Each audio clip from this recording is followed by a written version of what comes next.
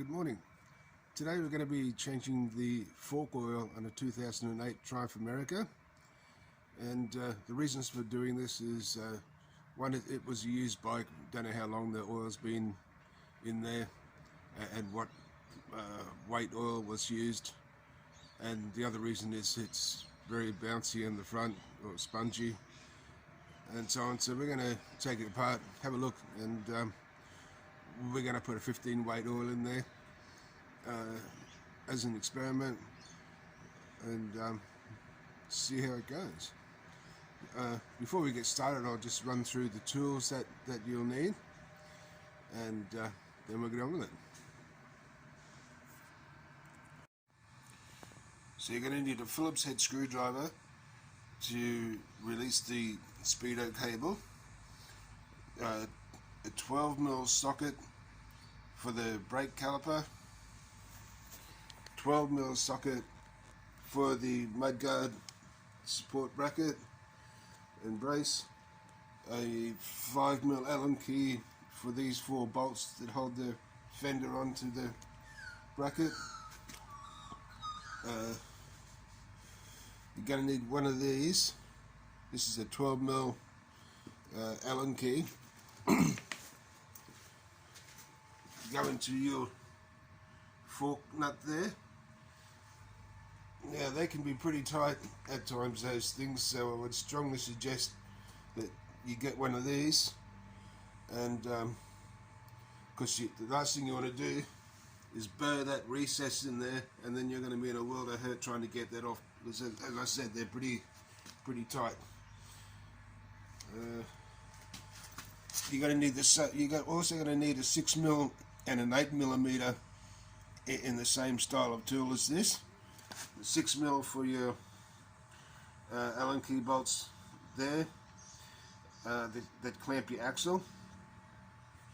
Now the correct way to undo this is you undo that first, and then you release these 4 bolts here and remove your axle. That's once you've removed your mudguard and your caliper and speedo cable. The 8mm Allen key is in there on both sides. This one's a 6mm in your top triple clamp there. And also you're going to need one of these.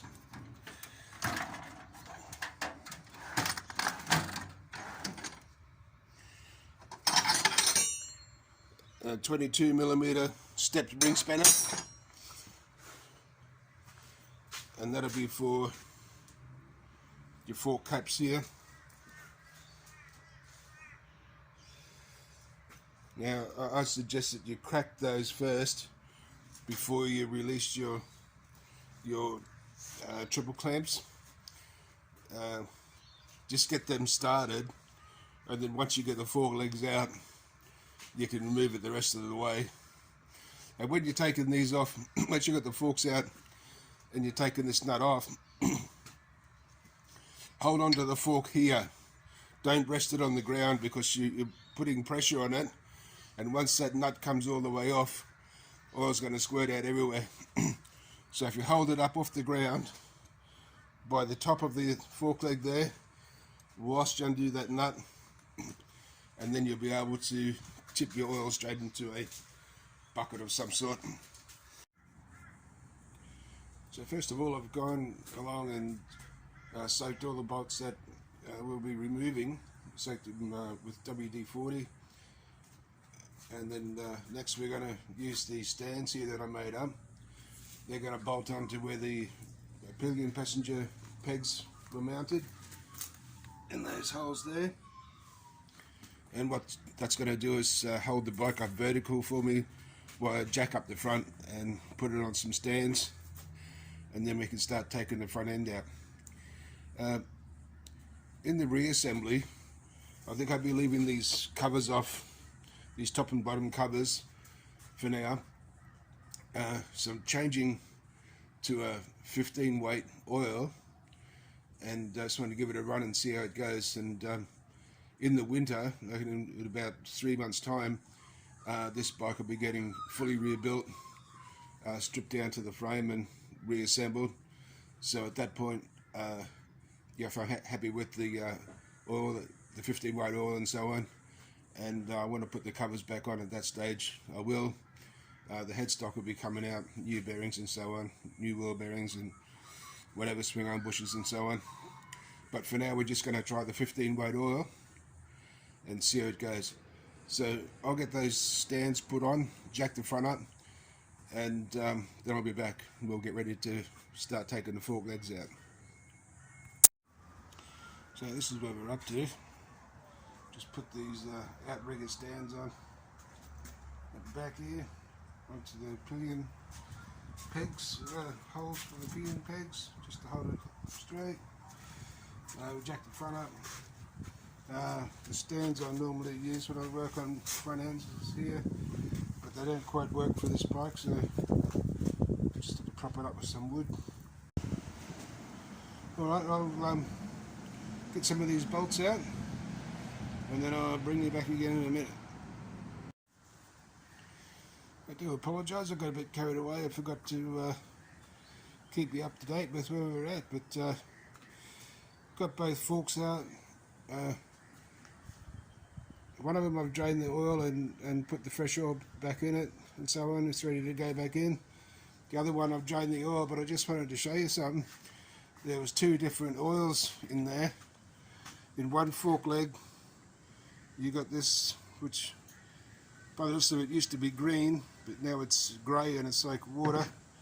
And in the other fork leg we had this what used to be purple and now it's brown looking muck in there. So there was 500 ml of oil in the first fork leg, so that's what I put back in, and I measured it. It was probably just a little bit low, but you know, probably around about 170 instead of 165, around that mark. So a little bit low, but I think it'll be okay. And so I'm just going to measure this one now, see what we had in the other fork leg, and that's why I haven't put the one that I've finished, I haven't put it back in yet, in case we want to adjust the levels. I'll see what level this one had, and so on, and make a decision from there. But when I took the caliper out off the front end, I just zip tied it to the gear linkage, the gear lever there, and the speedo cable and so on.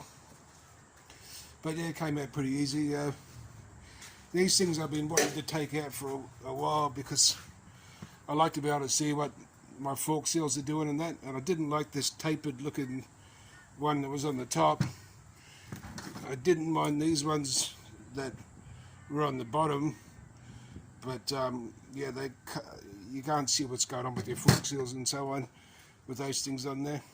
Although they probably keep the weather out and so on, but you know, you don't know. I like to see what's going on, so I've taken them off for now anyway, and that way I'll see if we've got any leaks after we're finished doing this. But I'll measure this oil now and see what we got, and get this other leg back together, and then I'll be back.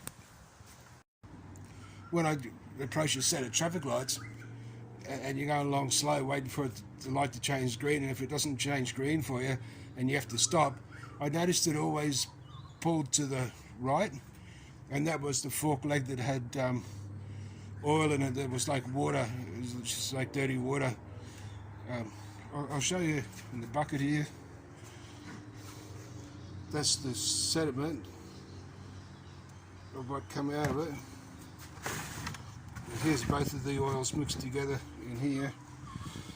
One of them had a one of the fork legs had a seal replaced at some time, I'd say, and they didn't do both forks, they only did one, and that's just like sludge coming out of there. So one was relatively new, that was the red oil. It wasn't too bad, but what used to be the green oil, yeah, it was absolutely putrid.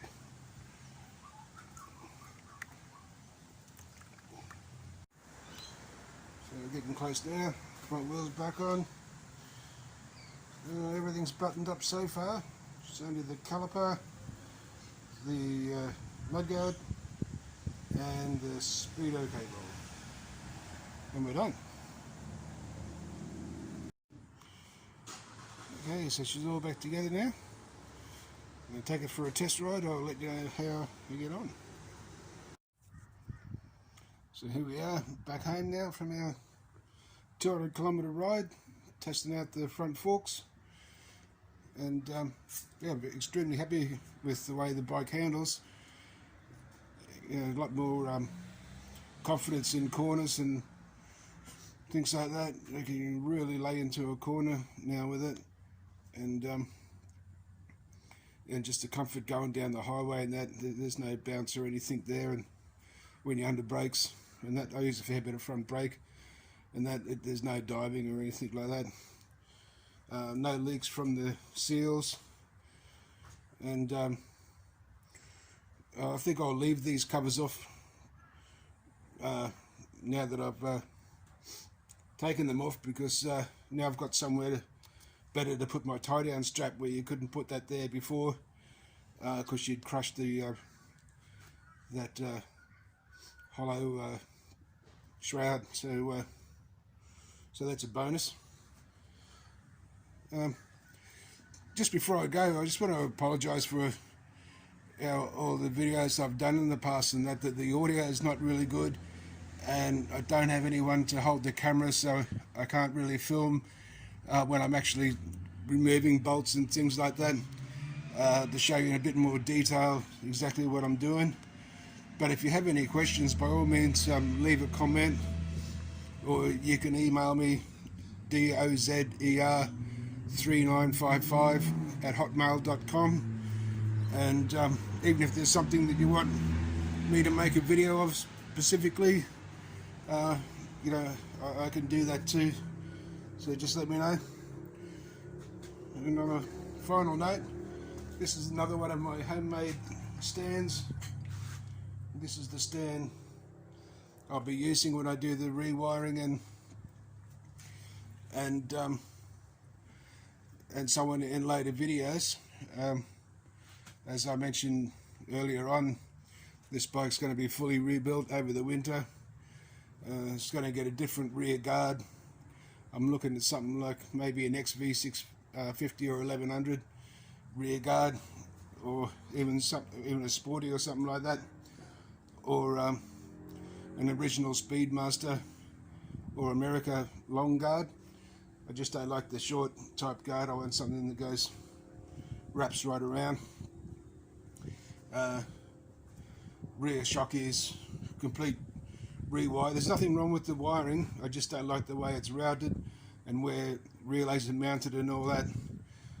So the standard airbox will come out, and that'll make room for all the relays, everything that I want to do. Everything will be under the seat there, and it'll be just the wires running up to the headlight and so on. I'll be using this 5mm aluminium sheet inside there, and that's what I'll bolt all the relays and everything, fuse box and whatnot, under there. So it'll all be tucked away under there. I don't use O2 sensors anymore. I unplug those and turn them off at the ECU, so there's two big plugs up there that can go. The air injection, all the associated wires with that, they can all go. The alarm and various other loose wires under there, they'll all be gone. And the coils, I'll probably possibly remount those too, because my aim is that whenever I want to lift the cam cover off, all I've got to do is remove the tank and the 4 bolts on the cam cover and lift it off. But the way that these things are wired from the factory, it's a bit hard. Your wires are in the way, and I don't like the way the loom runs through here either, where the throttle cables are and so on, and in behind there. It's just a much better way it can be done, so that's what I want to do. And At the same time, we'll be getting new tyres, new headstock bearings, new wheel bearings, new swing arm bearings, and whatever else we can do along the way. Probably be switching over to all LEDs as well during the build. Got an LED rear light. This is the only LED one that's on there, but yeah, swap over to all LEDs. I want to keep the standard headlight, but I'll just turn it into an LED. So there are all videos that's coming up in the future, and hopefully I'll be able to get my audio sorted out and get someone to hold the camera for me while we do all this. So thanks for watching, guys, and safe riding.